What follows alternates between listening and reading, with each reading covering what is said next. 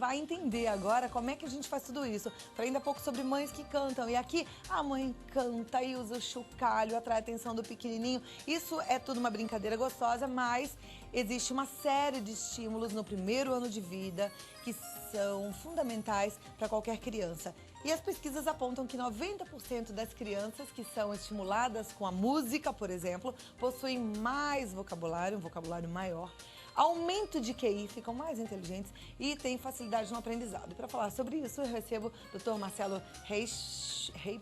Ah, meu Deus, ele já me ensinou o sobrenome dele e eu não consegui aprender. Que é pediatra, especialista em neonatologia e faz parte da equipe neonatal do Hospital e Maternidade de São Luís há mais de 15 anos. Além de atender no consultório particular e hospitais também aqui em São Paulo. Agora vamos lá. Olha, é prazer. Igualmente, sobrenome. Rebichade. Rebichade. Eu não podia tentar e falar errado, não, né? Mas que falta posso falar, de respeito. nunca ninguém fala certo meu nome. Sempre. É sempre, quando na escola, sempre parava no Marcelo, aí a professora ficava estudando, meu sobrenome falou, sou eu, professora. Que nem eu, fiquei... E todo mundo estuda, então, estuda onde e vem erra. esse sobrenome? Polonês. Polonês, a origem dos meus avós, polonês. Muito bom. Vamos sentar então aqui, doutor, pra gente conversar um pouquinho sobre esses estímulos. A gente faz tudo meio que instintivo, né? A gente vê o bebê, coloca a musiquinha na tentativa de acalmá-lo, brinca, mas isso realmente é fundamental para o desenvolvimento. É fundamental. Acho que o mais importante, Carla, na verdade, assim, é brincar com a criança, com o bebê. Porque muita gente, antigamente, né, a gente vem, por exemplo, eu tenho 40 anos, 38 na verdade, né, mas estou Eu sabia que não tinha 40, tava faltando uma marquinha dos 40. Mas aí é uma geração que já era uma geração diferente, né? Uma geração que a criança dormia muito, então não fala porque está dormindo. E hoje a gente sabe que assim, você tem que falar, você tem que brincar. Por exemplo, um recém-nascido que vai até o 28º dia, são crianças que dormem 17, 20 horas por dia. E antigamente a orientação do pediatra é, ó, fica quieto, ninguém fala na casa. E hoje a gente vai na contramão disso. Então, mantenha a rotina da casa. Raros momentos ele vai abrir o olho. Quando ele abrir o olho, ele vai ver que está claro e que está todo mundo conversando na casa, tá todo mundo, a televisão está ligada. Então, assim, a gente vai estimulando a criança de determinados modos. E ele vai entendendo também o que é dia, o que é noite, até para fazer o que a gente chama do ciclo circadiano. Então, assim, o estímulo, na verdade, a gente está aqui conversando quando nasceu. Hoje a gente sabe que o estímulo começa intraútero. Eu vi você falando aqui de música. Então, os estudos já demonstram que a música intraútero, que chama musicoterapia, já traz benefícios para os bebês. Então, a gente pede para as mães, estava até conversando agora com a pessoa que está grávida, tem que conversar com o bebê no útero, tem que fazer tudo, tem que acariciar, tem que pôr música. Por quê? Porque os estímulos já começam no intraútero, não é só quando o bebê nasce. O bebê no útero da mãe, tanto pai, mãe, quem for, tem estudo que mostra que quando você tem um irmão mais velho e esse irmão mais velho brinca com o bebê, esse bebê nasce mais, assim, vamos falar, atento à voz do irmão mais velho, porque ele percebe que é uma voz de uma criança.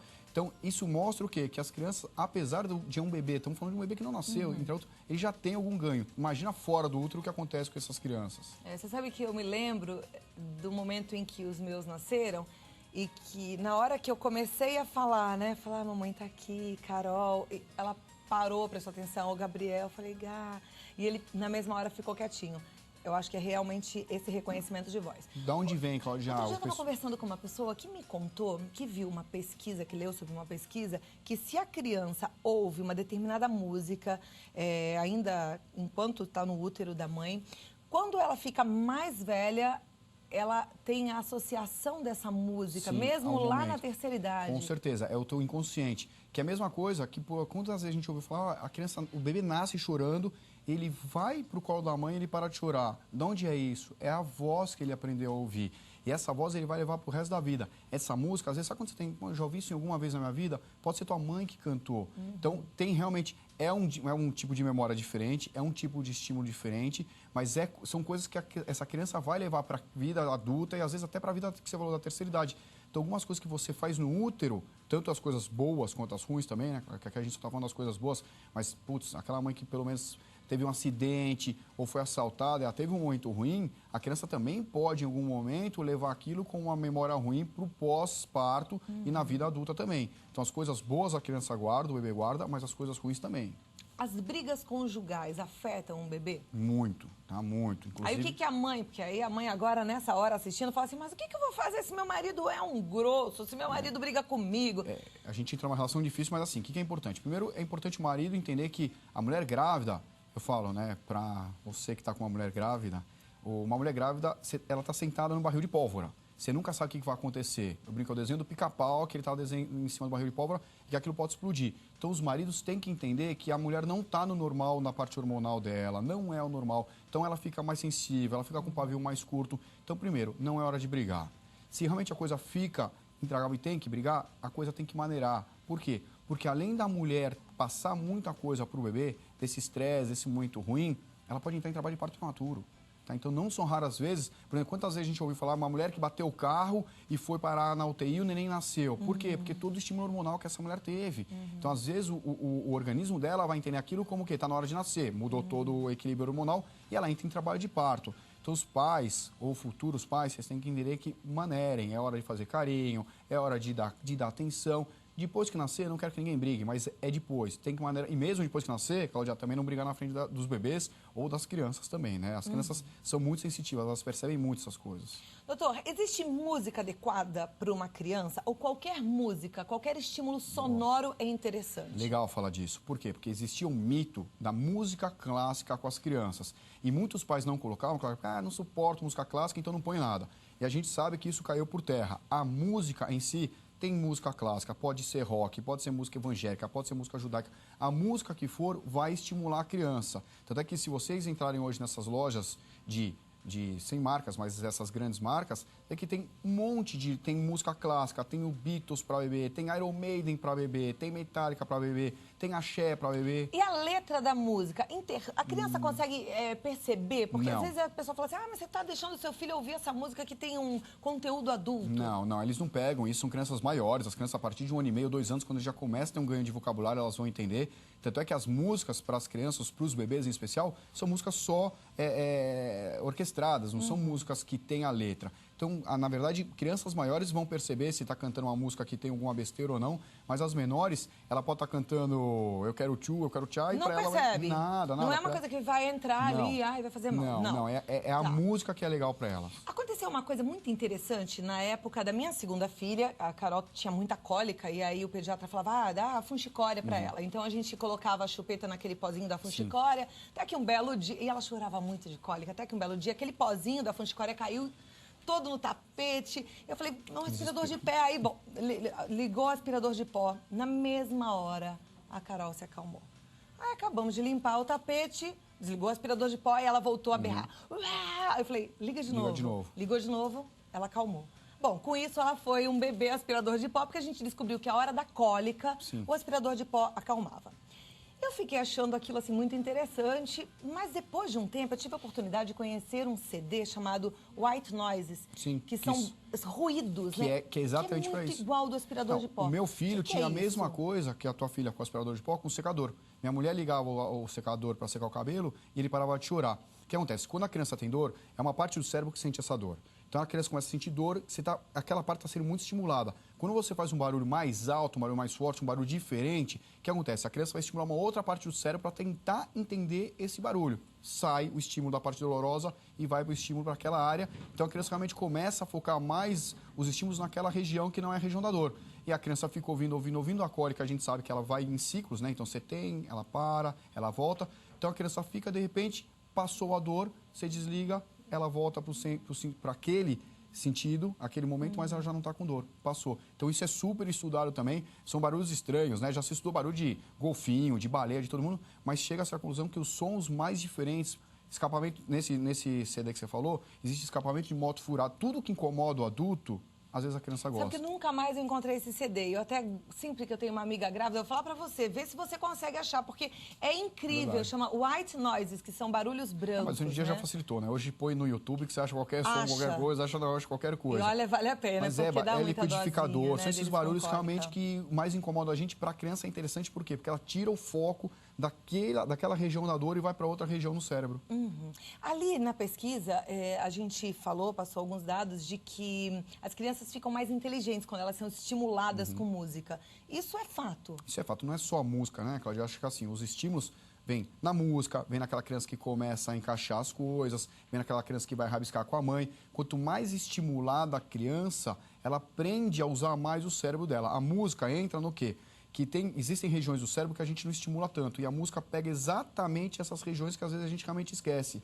Então é interessante por isso, às vezes a gente fala, mas eu não sei brincar. Brinquem com as crianças, o importante é brincar. Se você vai rabiscar, desenhar, fazer costelinhas, tudo que a gente brinca, a gente estimula. Estimulando, você vai fazer com que ela utilize melhor o sistema nervoso dela e podendo potencializar todo o quociente de inteligência. E não é só o quociente de inteligência, é QI, é raciocínio, é você ter mais habilidade para lidar com o desconhecido. Então, por exemplo, a gente fala muito mal dos videogames. Realmente, o videogame não tem que ser alimentado pelos pais, mas mesmo o videogame, se for usado com parcimônia, a criança ela vai utilizar os dedos de uma forma que ela não utiliza em nada. Então, ela vai ter uma habilidade que ela vai estimular o cérebro de uma forma diferente também. Então, já tem estudo demonstrando que se a criança souber usar o videogame, na verdade, vem os pais nessa limitação do videogame, são crianças com uma velocidade de raciocínio muito maior, muito mais alta do que aquelas crianças que não souberam ou nunca usaram videogame. Hoje não só videogame, né? Tablet, smartphone, hoje a gente está numa maré. É incrível, porque eles pequenininhos já sabem mexer em tudo, né? Outro dia eu vi um priminho, coisa mais fofa de 2 anos, ainda não tem 3, com DS, jogando. Sim, eu falei, jogam. como assim? Eles jogam. Os É meus de 1 ano e incrível. meio, de 5 anos, os meus de 5 anos, eles mexem melhor no tablet do que o meu pai. O meu de 1 ano e meio pega meu celular, que tem código, ele começa a tentar atirar. Então, assim, essa habilidade é uma habilidade que a gente não teve. Então, por isso que são crianças que, teoricamente, tendem a ser mais inteligentes, do mesmo jeito, Claudia, que a gente viveu numa época que nossos pais não viveram. O computador é da nossa geração, o CD, o DVD é da nossa geração. Então, as coisas, na verdade, vão aumentando e requerem que você utilize o teu cérebro de uma forma melhor. Você tem, é o que a gente fala, a gente tem 30% do cérebro que a gente utiliza. Esse 30% vai aumentando. Por quê? Porque o teu estímulo vai aumentando. Então, se o teu estímulo aumenta, se a tua necessidade aumenta, você tem que aumentar o funcionamento dele. Então, eu acho que esses 30% que falava assim na década de 70, se sair um novo estudo por agora, a gente vai ver que já não aumenta de 30% para 70%. Então, com isso, as gerações vão ficando mais inteligentes? Mais Você inteligentes. acredita Na nisso? verdade, elas vão ficando mais inteligentes e vão sendo mais solicitadas, né? Por quê? Porque hoje a gente está falando de tablet, daqui a pouco a gente está falando de um chip que não é o tablet, depois a gente já tem gente brincando que quando ele nascer, já nasce com um chip que já vai ter tudo isso, né?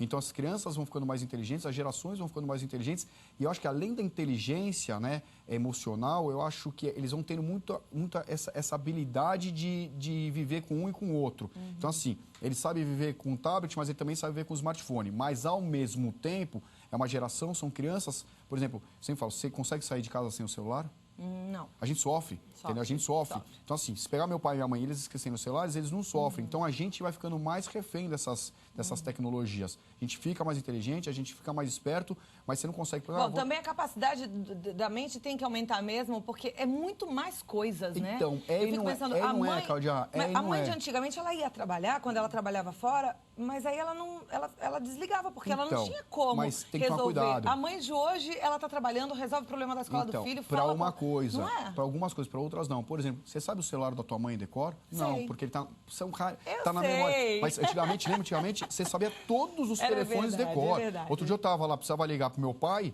e eu tava sem meu telefone no hospital, fui no telefone do meu pai, você esquece, entendeu? Verdade, Então assim, você tem ao razão. mesmo tempo que você estimula muita coisa, tem outras A gente áreas fica que você dependente deixa... da capacidade de memória Você não desse tem. equipamento. Se você perde um celular hoje, uma agenda eletrônica, você não sabe o telefone, às vezes, da tua casa. Tá? Então, ao mesmo tempo que você põe de um lado, você tira do outro. Então, acho que tem que saber, na verdade, arrumar esse meio de campo. Muito bom. É bom conversar com o doutor Marcelo, que ele sabe muito, ensina um monte de coisas boas pra gente. Eu vou voltar já pra gente continuar o assunto. E olha, eu queria te estimular a enviar uma dúvida, uma pergunta, porque ele vai ficar aqui com a gente no próximo bloco e aí você vai ter a resposta daquilo que está te incomodando, daquela dúvida que está permeando aí a sua família. Então, vidamelhor@redevida.com.br ou no 0 operadora 11 2202 8432. Tá certo? Com certeza. A gente vai para o intervalo e volta já. Bom, o papo aqui estava ótimo. A gente está conversando sobre gravidez, sobre filho. Mas vamos voltar para o nosso assunto, então, que é filho. Mas a gente está falando um pouquinho sobre os estímulos, sobre os sons, né? E o pessoal já está participando, já tem alguns e-mails, algumas perguntas. Você pode também enviar a sua através do 0 operadora 11 2202 8432 ou vidamelhor@redevida.com.br, tá? A gente estava falando sobre as crianças mais inteligentes e até mesmo comparando um pouquinho as gerações anteriores, né?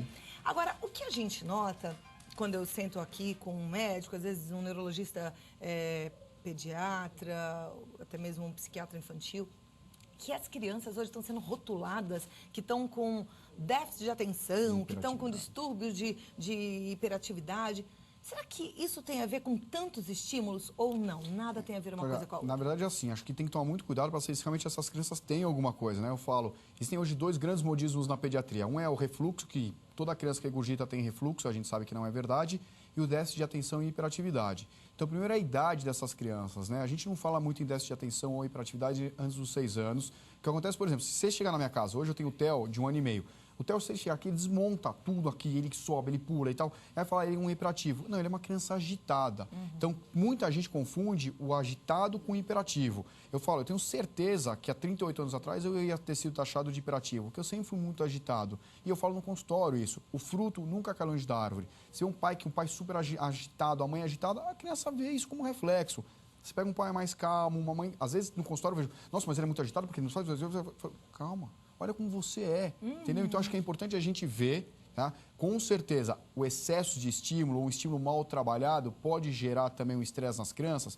Pode gerar. Então, aquela criança que, por exemplo, às vezes ela quer desenhar, às vezes ela quer jogar futebol, não, mas o pai quer ensinar ela a mexer no tablet, o pai quer ensinar ela a mexer no computador. Então, assim, entender que existe muita tecnologia, mas a criança é criança, então a criança tem que jogar futebol, a criança tem que... Peão não existe, mas hoje existe os Beyblade, a criança tem que brincar. E, em alguns momentos, a criança vai mexer com a tecnologia. Então, tudo que é estímulo demais, você pode desencadear, vamos falar, um desequilíbrio nessa parte também neurológica e levar aos distúrbios de atenção e hiperatividade. Mas tem que tomar muito cuidado, Claudia, porque muita gente rotula as crianças como tendo essa doença e, na verdade, esse transtorno, na verdade, isso não é só uma criança agitada.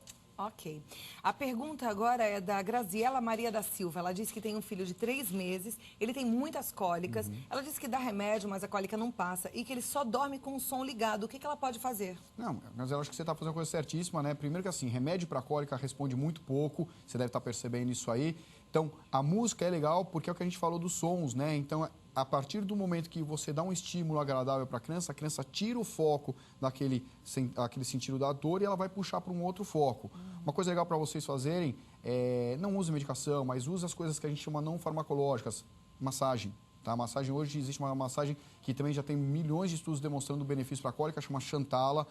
Funciona mesmo? Ela é sensacional, Cláudia. Existem cursos... Vamos trazer aqui, Pri, umas criancinhas, uns bebezinhos e umas terapeutas para ensinar a Chantala. Super legal. A Chantala é legal, tem vídeos na internet que ensinam, tem livros pequenininhos de 30, 40 páginas. Prometo, vou trazer aqui já no comecinho de janeiro. Super bacana, é funcional. A gente sempre fala, a gente casa a Chantala, na verdade, a Chantala mais um banho, aqueles banhos terapêuticos, o Nofurô, né, naquele baldinho. A criança fica tranquila, a tua filha com certeza vai responder bem e não vai precisar de medicação. Perfeito. A Kelly Fonseca, ela diz, olá, minha filha sentou sozinha logo após completar 5 meses e já está ensaiando para engatinhar. Posso colocá-la no andador alguns minutos por dia para estimular esse andar? Ah, legal. Você quer uma criança precoce, porque o sentar sozinho a gente fala em torno dos 6 meses. Tudo em torno, tá, gente? Tem que tomar muito cuidado com essas tabelas que o pessoal vê na internet. Por quê? Porque tem que fazer com tal dia, tem que fazer com tal meses. Aí, de repente, a criança não faz, ela está atrasada. Então, a gente fala que o sentar sozinho é em torno do 6º mês. Ela já está começando a esboçar o andar. Ótimo. O andador é proibido pela pediatria. Nenhum pediatra estimula ou orienta o uso do andador, por alguns motivos. Ele atrasa demais o desenvolvimento, então você vê que tua filha está com um desenvolvimento que é super legal, não é para fazer isso que você pode atrapalhar o desenvolvimento dela, mas principalmente, Cláudia, é o maior causador de acidentes graves na infância do trauma crânioencefálico, né? Eu sempre brinco que o andador, na verdade, não devia se chamar andador, ele devia chamar corredor, que você coloca as crianças saem correndo no andador, e aí sempre tem um sapato no meio do caminho, onde a criança pode tropeçar com o andador e cai. Existem escadas que as crianças rodam. Então, assim, o andador não é para ser usado. A gente estimula a criança andando como? Dando apoio com a mão, pegando, por exemplo, uma cadeira que não tem rodinha para a criança se apoiar e andar, mas o uso do andador que é ali. Nada feito. Não, ok. Muito bom. Bom a gente ouvir quem sabe o que diz, né? E fala com propriedade. A Gelane Olímpio, ela diz, meu nome é Gelane, sou de Sobral, a minha bebê tem 6 meses. Como posso estimular? Quais são as brincadeiras que posso fazer com ela? 6 meses. Legal. O 6º mês é o mês onde a gente fala, do 5º para o 6º mês, onde essa criança tende, na verdade, a começar a ficar sentada. Então, é legal que você comece a colocar ela sentada. Se você tiver um apoio, a gente usa muito esses tipos de almofada de amamentação. A gente apoia a criança, como a gente está aqui, né? A gente dá esse apoio e na hora que você perceber que ela começa a ter o equilíbrio, você tira o apoio, você fica na frente dela, começa a dar os pequenos blocos para ela segurar. Então, são blocos leves, onde ela vai começar a segurar e ela ficando, brincando, ela mantém o centro gravitacional casado com o centro geométrico e ela fica sentada sozinha. Então, deem brinquedos leves, nada longe, porque se vocês colocarem longe, a tendência dela é se jogar. E como a cabeça dos bebês é muito grande, ela faz um movimento de pêndulo, ela perde esse equilíbrio. Então, senta na frente dela, abre a tua perna, coloca ela na frente, mas ela sem apoio, e dá uns pequenos objetos para ela, pequenos, na verdade, leves, não pequenos, porque senão ela põe na boca, mas objetos leves, para ela ficar fazendo esse equilíbrio, e aos pouquinhos ela vai ganhando essa autonomia de sentar. Perfeito. A Carla, ela pergunta se crianças menores que 1 ano podem ficar em frente à televisão. Também se há algum estímulo que deve ser feito até uma determinada idade e se não for realizado, se esse tempo é perdido. Legal, ótima pergunta. Vamos falar primeiro da televisão. A televisão, existe uma briga atual, né? Os americanos têm proibido a televisão até os 2 anos nas crianças. Então, a gente não é tão sério com isso, mas eu peço no consultório, inclusive, que é o que a gente fala hoje nas sociedades, até o 6º mês as crianças não têm que ir para frente da televisão, é um estímulo muito forte para eles. Até que mês? 6º mês. Até o 6º mês? As crianças não ficam. Tá. A partir do 6º mês, a televisão pode ser liberada para as crianças, mas quanto? 1 hora por dia, sendo que a gente fraciona isso em 3 momentos. 20 minutos de manhã, 20 minutos à tarde, 20 minutos à noite. Mais do que isso, não é interessante. E tomar cuidado com a televisão, não só com a televisão, com o tempo, mas o que essa criança vai ver na televisão. Então, hoje a gente tem programas especiais para as crianças, onde você vai buscar estímulo, algum estímulo para a criança. Então, tem uma linha da Disney, que é o Baby Einstein, que é uma linha super bacana para as crianças. A gente tem aqui no Brasil o Bebê Mais. Então, não é para ficar colocando a criança em frente de novela ou em frente de noticiário. Então, não só o tempo é importante, mas como a qualidade do que essa criança vai ver. Tá? E outra coisa que você perguntou é se eu não fiz alguma coisa, essa criança pode ter algum problema? Se você não fez, é hora de ver. O que você não fez? Faz e recupera. Para a criança não tem tempo perdido. Ah, não fiz, então não adianta. Então, por exemplo, uma criança que não foi estimulada para engatinhar, vamos estimular agora. Ah, mas era para estimular com 8 meses e meio. Ela está com 9 meses, 10 meses, ela não engatinhou? Senta, estimula ela para engatinhar. Você nunca tem tempo perdido com a criança. Você pode ter esse ganho pode voltar para as crianças. Perfeito. Doutor, tem uma pergunta que não é relacionada ao nosso assunto, mas a mãe está pedindo, por favor, para a gente explicar o que ocorre, porque ela está muito aflita. Ela diz que tem um menino de 2 anos e 3 meses, ele está com muito catarro no peito, já teve bronquiolite quando estava com 9 meses, hoje ele tem 2 e 3 meses. Ela levou ao hospital, tomou antibiótico, um puff com Aerolim, Prelone. Ela gostaria de saber se ele se demora para parar de tossir, porque ele está vomitando muito, ficando roxinho, e ela está muito preocupada. Ela queria uma opinião. Eu acho que assim, o que importa para a gente, primeiro que é importante examinar, né? Então, se você percebeu que teu filho não melhorou, tem que voltar no pediatra ou no pronto-socorro para dar uma examinada de novo. Tá? O que é importante vocês entenderem que, às vezes, a tosse ela é uma consequência e não é a causa. Então, conversa com o pediatra, porque tem que ver se com 9 meses ele já teve uma bronquiolite, ele tem esses quadros de rotina e de repetição, vale a pena ver se não é uma criança alérgica, tem que ver a parte de imunidade. Mas o importante é, neste momento, ele está engasgando, ele está vomitando e está fazendo as crises de cianose, ficando roxo. Isso não é normal. Vai no pronto-socorro ou no pediatra para dar uma reexaminada para ver se não precisa mudar essa medicação. Ok. A Giovana Martins, ela é de Belém do Pará. Ela disse que tem uma bebê de 5 meses, mas que insiste em ficar de pé, que ela segura os bracinhos. Ela queria saber se isso tem algum problema para a perninha da bebê. Legal, legal. Isso também é bacana, porque é muito comum as crianças, a partir do 5º, 6º mês, Cláudia, eles querem ficar de pé. Eles querem. E é muito comum a gente ouvir, não pode deixar porque ficar com a perna torta, ficar com o joelho cruzado, faz mal para a coluna. Isso não faz mal nenhum. Eles não vão ficar em pé sozinhos. A gente vai dar o apoio para essas crianças. Eu brinco no consultório, mas eu sempre falo a verdade. Olha para a cara do teu filho, olha para a cara da tua filha. Quando ela fica de pé, ela não esboça um sorriso, ela não gosta, mal não está fazendo. Falo, o termômetro da situação sempre são as crianças. Ao mesmo tempo, eu quero que ela fique de pé, ela tem 5, 6 meses. Começou a colocar de pé, ela fica arranhetando, ela fica chatinha, não é hora. Então respeitem a vontade das crianças, que com certeza vocês estão fazendo a coisa certa. Ok. A Márcia Sobral, ela pergunta se tem algum estímulo que possa fazer visual. Ela tem problemas visuais e ela gostaria que o filho tivesse a visão da forma mais perfeita e aproveitada possível. Marcia, na verdade é assim, os déficits de refração, então miopia, astigmatismo, se for para ter, a criança vai ter. A gente pode piorar só, se colocar muito essa criança na frente da televisão mais do que deve, ou na frente dos monitores de televisão. Não é só televisão, tá, gente? Estamos falando de televisão, mas televisão, monitor de computador, os tablets, tudo que tem muito brilho, não é o ideal para as crianças.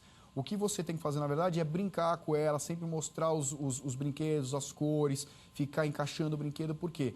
Porque quanto mais forma diferente você der, quanto mais brincadeiras diferentes você der, onde ela vai ter que focar, ela vai melhorando, ela vai otimizando a visão dela. Mas, infelizmente, essa parte da miopia, do astigmatismo, se for para ter, ela vai ter. É óbvio que a gente pode piorar só com a televisão, mas não é porque você tem que a tua filha vai ter. Existe uma chance. A Mariana e outras mulheres que têm perguntas muito parecidas aqui. Perguntam sobre os brinquedos que as crianças ganham e que imitam arminhas, espadas, se eles são nocivos, se servem como estímulos. Então, serve como estímulo ruim, né? Então, eu brinco, mas falo para todo mundo. Meu filho, outro dia a gente foi numa loja, a gente estava fora do Brasil e ele queria, no lugar de pirata, ele queria a arma do pirata. Não deem, gente, não deem, tá? Não é esse tipo de estímulo, não é esse tipo de aprendizado que as crianças têm que ter.